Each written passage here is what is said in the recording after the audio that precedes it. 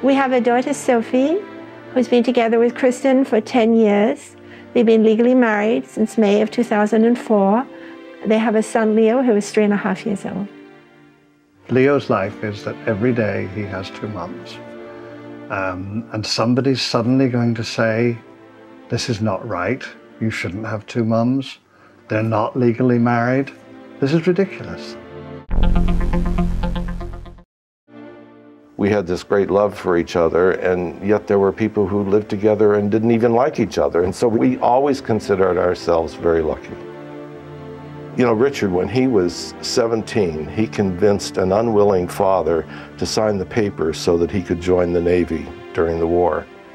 And he did convoy duty on a tanker in the North Atlantic. And then they went on to Okinawa, where they came under kamikaze attack, along with the great ship, the Wisconsin, and they were in the same waters. He put himself voluntarily into harm's way for the people of his generation and all of those that followed. And it's ironic that people would feel that he ought not to have the same rights that they do.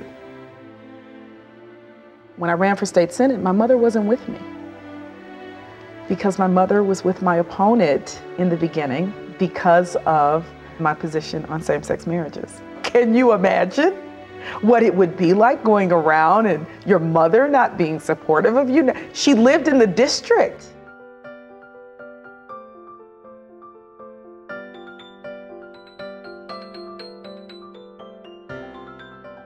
Finding doctors in the area is really tough.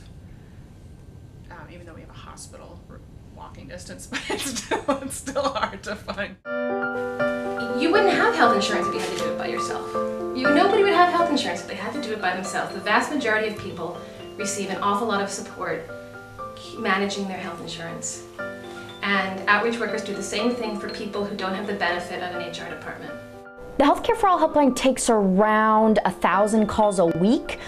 We've seen an uptick, especially since the economy has gone down the tubes about a year ago, of brand new people entering a world where they don't have health insurance. And what do I do? We are saving lives, and that's what I would like to see continue. I was involved in the campaign for Massachusetts health reform. And at the time that I started doing this, I was thinking, well, this is wonderful and really important, but it doesn't apply to me. And then within about a 2-month period, 2 things happened. 1, my husband was laid off, and 2, I found out I was pregnant.